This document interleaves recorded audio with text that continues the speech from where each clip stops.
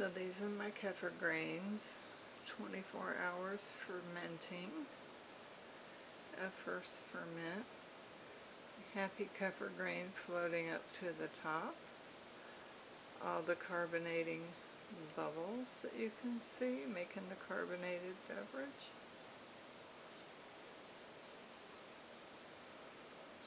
And now I'm going to go switch to the second ferment, so let me go get that jar.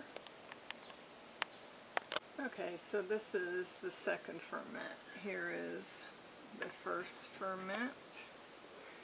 I'm using my phone's flashlight, putting it back behind the glass jar. And you can see all the bubbles in the first ferment, and all the kefir grains at the top, and the ones on the bottom.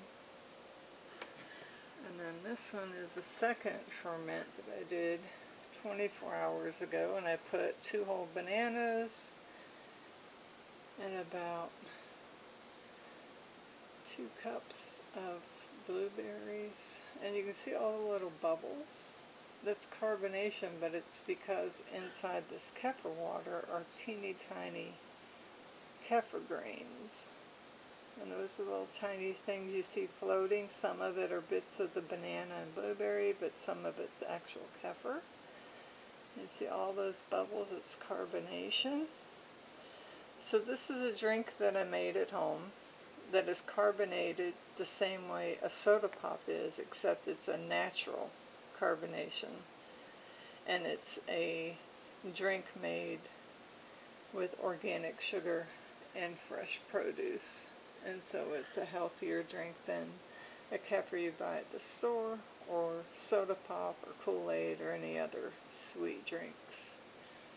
Now all these bubbles on the top, a lot of people think that looks gross, but actually that's just the natural process of a second fermentation. Hold on a second so I can open the lid. Should have had the camera on before I took the lid off. It had the same sound like if you shook up a soda pop bottle, all that pressure escaping. The bubbles, the bananas, and the blueberries. And I wish you could hear it. It has a little bubbling sound. You can hear it just like you do in regular soda pop. And the bubbles are coming up because that's all these bubbles down here. They make the bubbles come to the top, as you can see right there.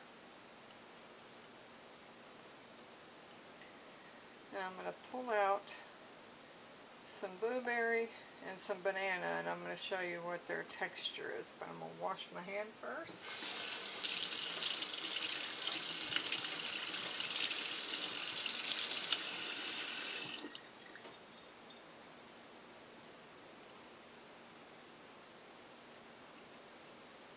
So the blueberry still has the pretty same texture, and you can see the banana, it's not. It's all airy. But this is still nice and firm. And yummy. The banana on the inside kind of looks like the same texture, but it's spongy now. Very spongy. I call it phloem because that's what it feels like.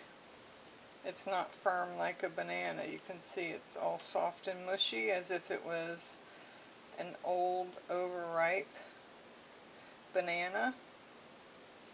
And the inside of this one is still firmer than the outside, but the longer I let it sit in there, the more the inside would turn to be the same as the outside. And it's all mushy. But you can see, even though I'm pressing on it, it's not mushy like if you had a regular banana. It would be all mashed up in your hand. This has a bunch of little tiny air bubbles where the kefir has been eating it. and when it eats it, it puts the flavor of the fruit. It infuses the kefir water. So I'm going to leave this out. I'm going to go put it outside for the birds to enjoy.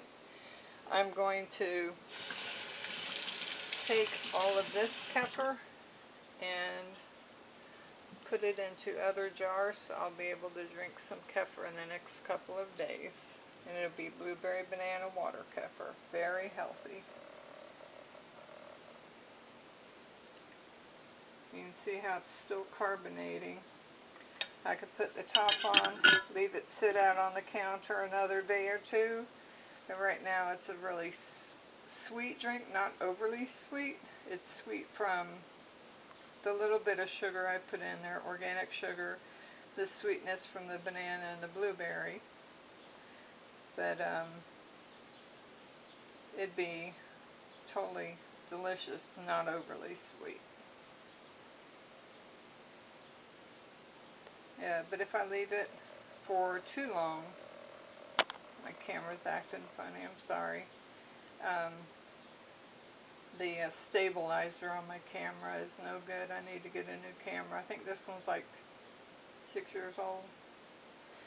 The water kefir will start turning vinegary after about 72 hours. So it can be left longer to have a stronger flavor and have more carbonation. Or it can be used within 24 to 48 hours, even 72 hours, and not be vinegary and just taste like a nice fruit drink. And the fruit in here can be left to be eaten with a spoon, or it could all be put through a blender and then put back in with a drink and drink like a smoothie. Could be mixed with some vanilla ice cream. The water kefir could be frozen and shaved into ice and made a nice fruit drink that would be nice and cooling on a hot summer day. Lots of ways to use kefir. And I'm looking at it, and this looks like a frog or a tadpole to me. It's got the big bubble here, and here it looks like eyes, and that looks like a mouth. Anyway, I hope you all enjoy this video about water kefir. Actually, I should show you the water kefir grains. So let me move this over. I'll put this one over here.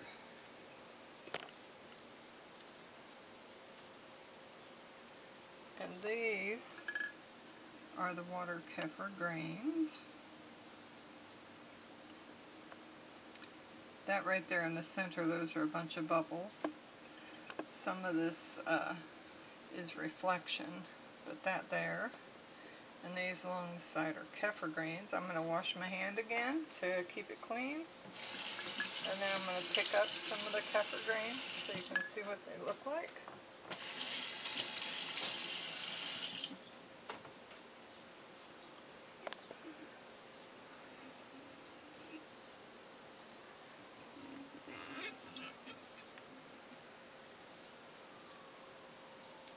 So this is what water kefir grains look like. Different ones look different, and these have more of a yellow look, and they're very, very bumpy.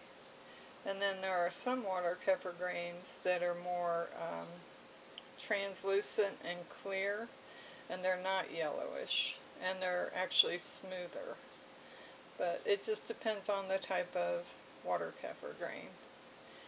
And these are scobies. They're individual scobies, symbiotic colony of bacteria and yeast. So this is a SCOBY, this is a SCOBY, this is, this. Each one of them is a SCOBY. And they need air, so they're not in danger of being killed right now because they are getting air, but they also need water and sugar. And so that's why we feed them that in this jar. And I transferred my small jar of kefir grains into this larger jar so I could add more water so I could make more kefir at a time. And this jar will not be washed.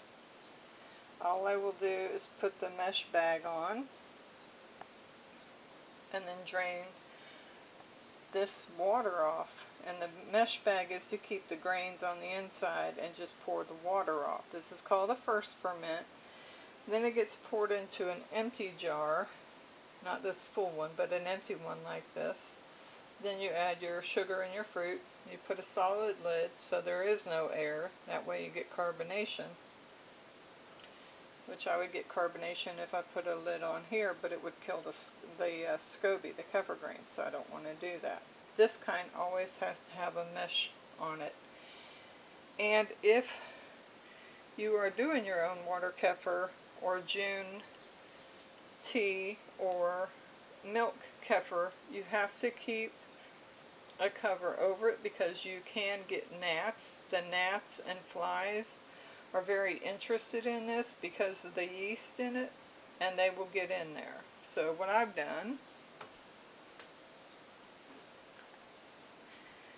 is I made a jar that's a trap, and it has some June tea and it has some SCOBYs, and all of these SCOBYs grew in this bottle.